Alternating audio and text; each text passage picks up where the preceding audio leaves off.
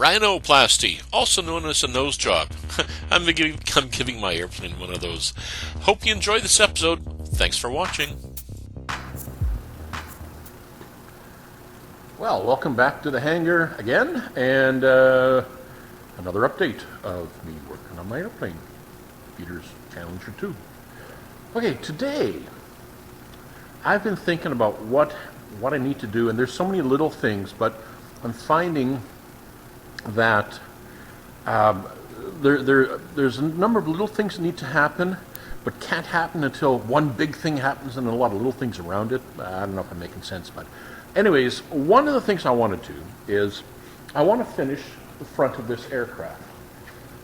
I want to get the nose cone back on, but I don't want to get the nose cone back on permanently. I may have to remove it and put it back on a couple times. We got a problem. The way this nose cone was put on was that the landing gear, this, goes through a hole at the bottom of the nose cone. Okay, that means that you've got to disassemble the entire landing gear. Like, all of that stuff has to be taken apart so the nose cone can go on, and then you put all that stuff back together again. Yeah. And then there's a second thing. These floats are attached here at the front. Problem.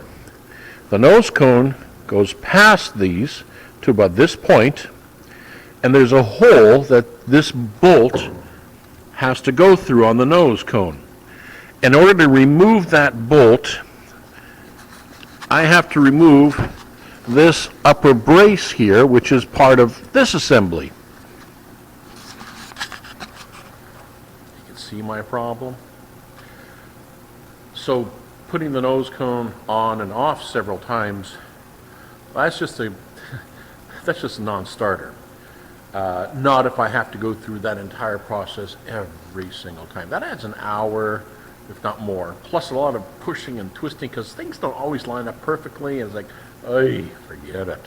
So, I've been giving this some thought, and I've been avoiding it, and I've been thinking about it and avoiding it some more. But I'm gonna pull the trigger on it. What I'm gonna do is I'm going to cut in the bottom of the nose cone.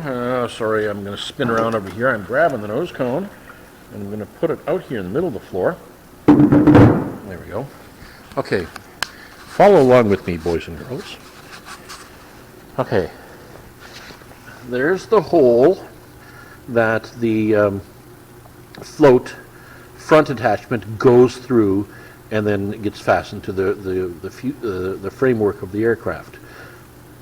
Well, I am going to cut a slot like this so that it can be slid forward. And there's the hole that the front landing gear goes through. Same thing. There's going to be a slot so that this will slide forward. Okay, sorry for spinning you guys around so much. I know it gets some of you seasick. Yeah. Barf bags again are in the seat back in front of you. So, cutting the slots is not a big deal. Yeah, it'll slide on, it'll slide off. But that means then I'm going to have this long slotted hole on the bottom that I'm going to want to close up somehow, because when I land on the water, it's going to splash up, and you know what's going to happen? It's going to splash right in my face and get my pants wet. I can guarantee you that's what's going to happen. So it's going to have to be closed. So I'm going to put a slot in there so I can take the nose cone on and off.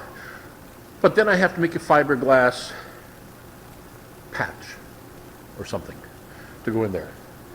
Now, do I also have to do that with the slots on the sides? I don't know. I'll have to think about that. If I cut them off real careful, I might be able to do something with that, where I can put the nose cone on and then slide these little plugs in place and put 2 screws in, or put some nut plates in that. You know, not sure how, or even if it's necessary on the sides. On the bottom, absolutely, because I know water spray is going to come up, but the sides may not need that.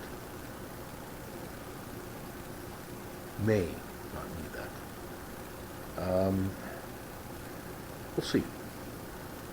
We'll see. So anyways, that's what I'm going to do today. That's the first thing I'm going to do. So a little bit of cutting, a little bit of fitting, probably a little bit of swearing, and hopefully none of the oopses. So, and if there is an oops, I'm going to do one of two things. Not publish this video so that I look like an expert to everybody, that I do everything right the first time. No. Or publish the video and say, this is how Peter screwed up. Don't screw up like Peter. Don't be a Peter. So, okay, that's the goal for today. And hopefully you get something out of it. And those of you who have challenges and are putting floats on, maybe those will kind of say, oh, hey, it's something we need to consider if we're putting floats on our aircraft. How are we going to address this issue? So, because puddle jumper floats, they're all mounted pretty well the same way. And I'm pretty sure I'm not the first guy that has come across this and going, I just don't like that. So, leave comments. And at the bottom, and like I've been saying before, down there is a like button. Click that. Click it. And subscribe. And that ringy bell thingy if you want update notifications. So, yes, thanks for following along. And like Mike Patey says, back to work. What follows is a brief construction montage. Well, here we go. Warp speed. It's going to be me moving very quickly. Okay, so I need to measure this out, draw some straight lines, and kind of mark this thing up a little bit so I can cut these slots in here. Now I'm using a pencil to mark the lines in case I have to erase it and do it again. So hope you enjoy this warp speed as this construction montage goes along. I'm going to stop talking for a second because I got to say something live on video. Ugly looking hole.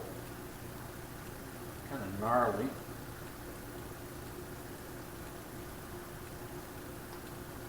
Okay.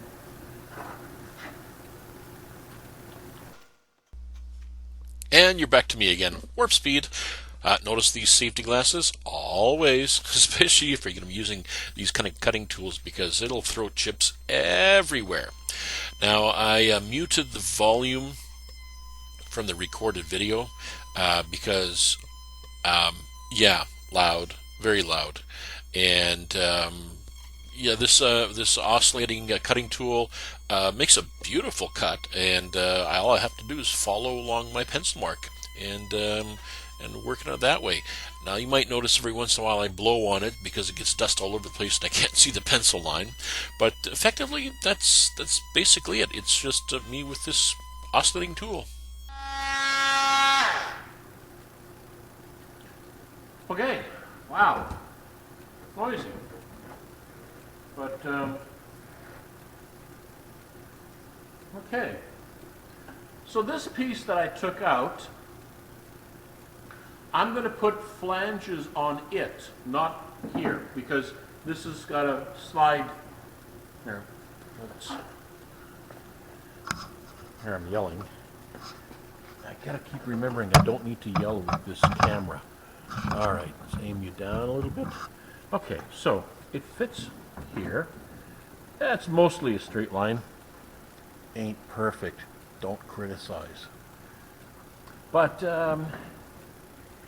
yeah, so I'm going to put a fiberglass flange on this. Probably I'm going to embed 4 nut plates on that, so that from the inside it can then be placed here. And then I would just put some screws to hold it in place. I think that'll work. then that'll keep the water from splashing up. And yeah, that'll work. On to the next one. Let me move you back.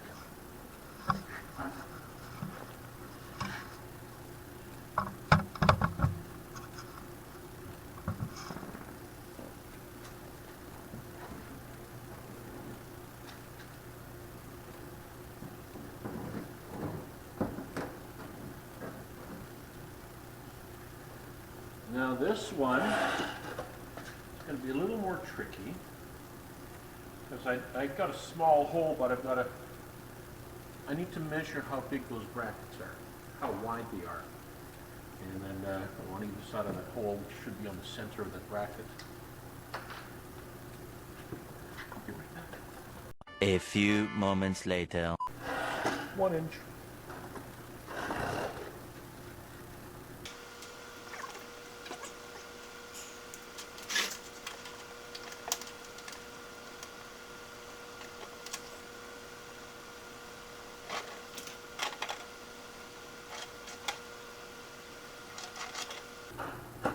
So that bracket is 1 inch wide.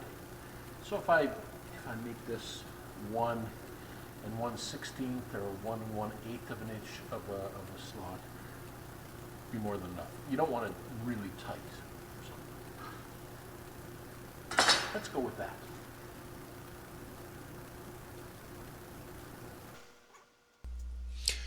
And here we go with warp speed again.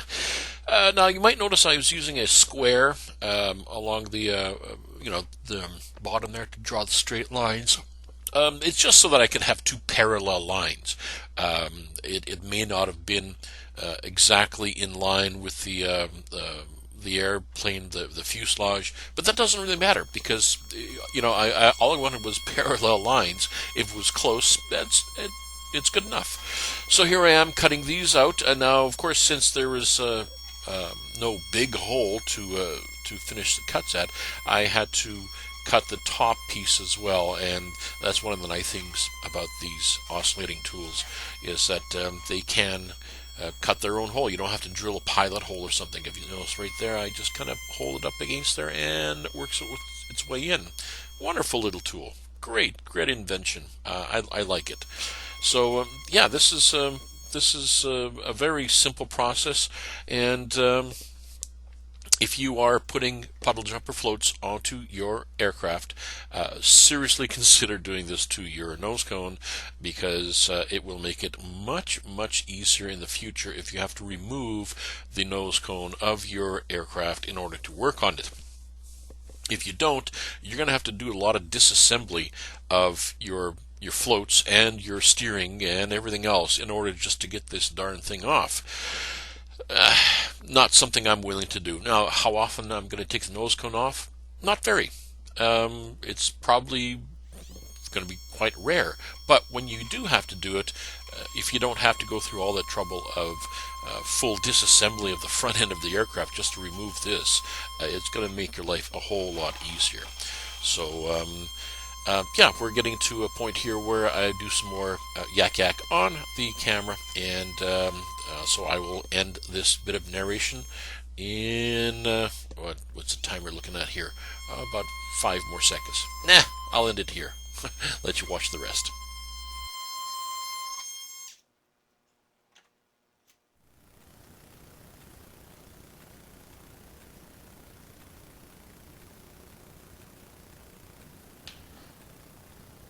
I'm just writing left and right on the back side, so I know which side these came off of. So, come a little closer. Come a little closer. Okay, I think you can see that. So same thing, I'm going to be, I might tab this piece after I cut it off here, and from behind, and set it up so that it can be reinstalled from the back side. Maybe. Now, you might have noticed there's already lines on here with an X on it. I had already decided that I was going to be trimming some of this back. So yeah, that also has to be done, but I'm going to be fitting this, there, now you can see me. I'm going to be fitting this first to see whether or not I need to make them a little bit bigger or not. So, yeah, onward.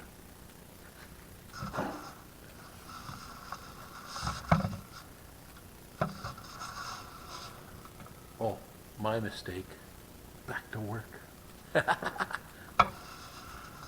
We hope you enjoyed this brief construction montage.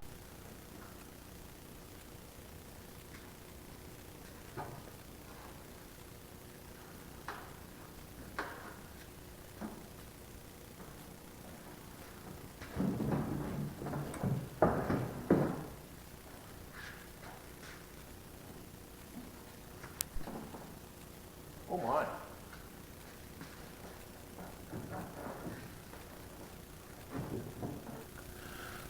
Okay, I'm going to take a little break here from the front cowling or nose cone of the airplane and answer a question I had from one of the viewers. He runs his own channel called The Cotton Patch, and he is going to be upgrading his fuel tank on his Challenger to the 17-gallon fuel tank. And he asked me about that valve. Yeah, I keep forgetting the name of it. Curtis valve, Clark valve.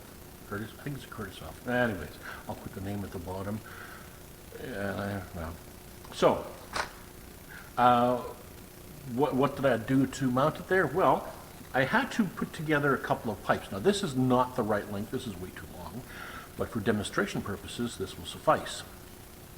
I, in fact, used two 2.5-inch tubes to get me 5 inches because I couldn't find a 5-inch threaded pipe anywhere.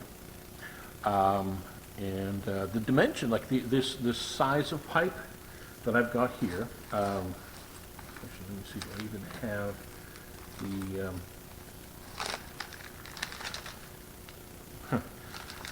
well, these are called 1/8 inch.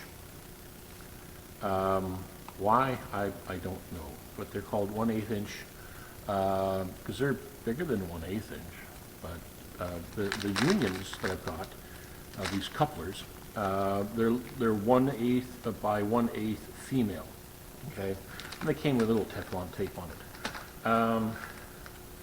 The tubing I bought, I actually managed to find them on Amazon. I went to plumbing places everywhere looking for tubing for the right length, and I needed between 4.5 to 5 inches of tubing. But nobody had that.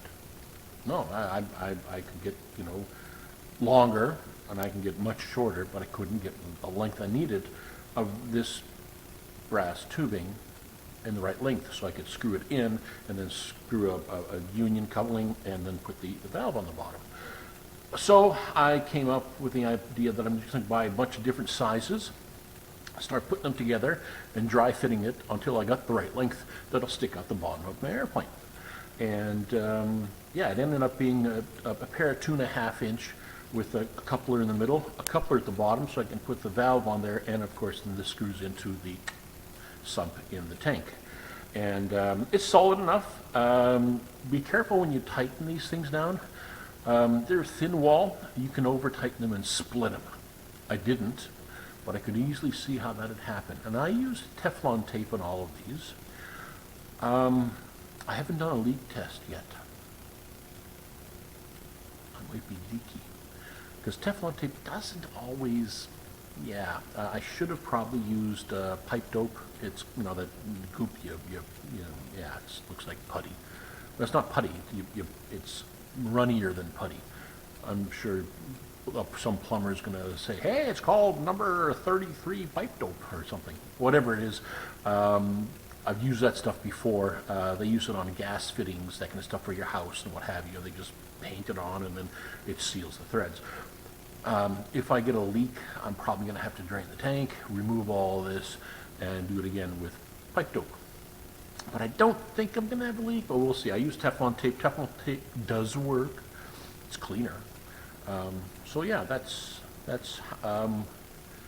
what it looks like, exaggerated because these are longer than what I actually have. I have two 2.5-inch nipples with a coupling in the middle, coupling at the bottom for the valve, and then goes into the tank. So yeah, and it sticks out from the bottom quite well. I'll show you that right now.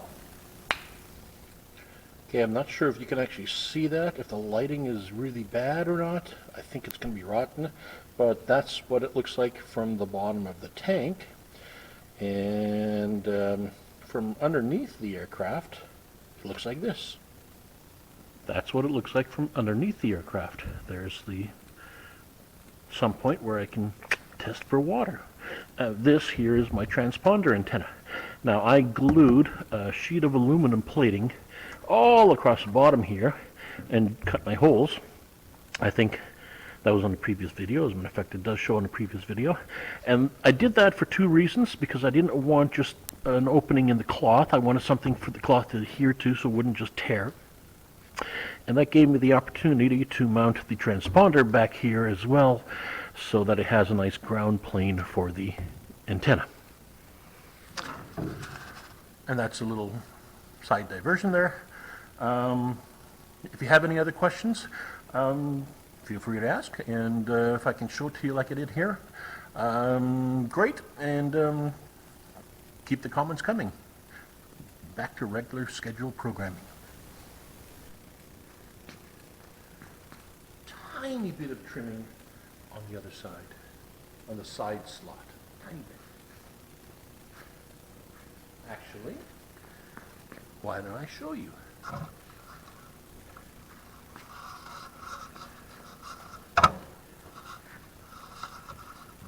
Okay.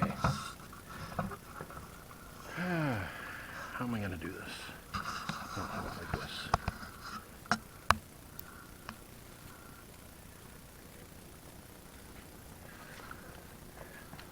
Okay, it just a little bit of a clearance issue here, which means I have to trim not even 1/8 of an inch off the top of this, just a little bit, and it'll be fine.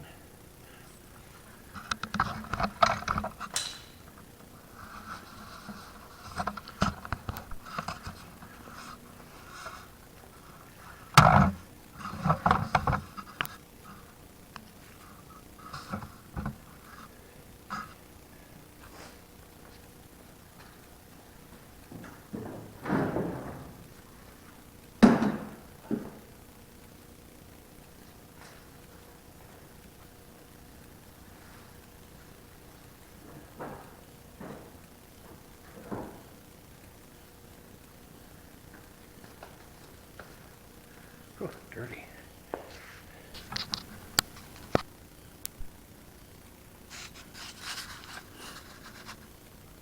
Oh my, that was easy. Here, let me show you. This is, okay. Here's the right-hand side. Now, ignore the green wire. That's just a loose wire on the inside I got to reroute. But anyways, it fits up into here. Yeah, it slides back where it needs to go. If I need to adjust this a little bit more, I will, but I don't think I need to. I might sand it back a little bit more. This side, same thing, it fits nicely. Now, my disappointment is the landing gear. I did not notice that the hole and the landing gear were not centered. Yeah, well, the only way to find that out was for me to take it all apart, like I explained, mount the nose cone, and put it back together again to realize it wasn't centered down at the landing gear. Let's look from the inside. I think you can, oh, hang on. My display isn't on. Let me turn the display on. Yeah, you can see here as well, it's off center. it's not a game changer, not at all. So, yeah, that's a success. Now, I'm definitely going to make that plate to fill in the bottom hole, but I don't think I'm going to worry about these.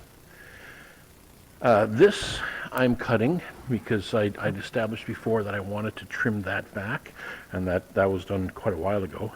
So I'm going to trim that back now. And yeah, that's a success. I'm going to just check a few more things, a few fittings here, because there are some holes that they had screws going through the previous builder. So I'm going to make sure that the holes do line up, and if they do line up properly, then I'm good. If not, then I'll make slight adjustments to it.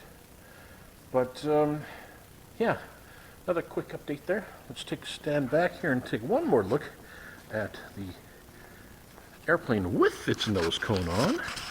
And boy, it does look completely different now, doesn't it? Yeah, that looks pretty good.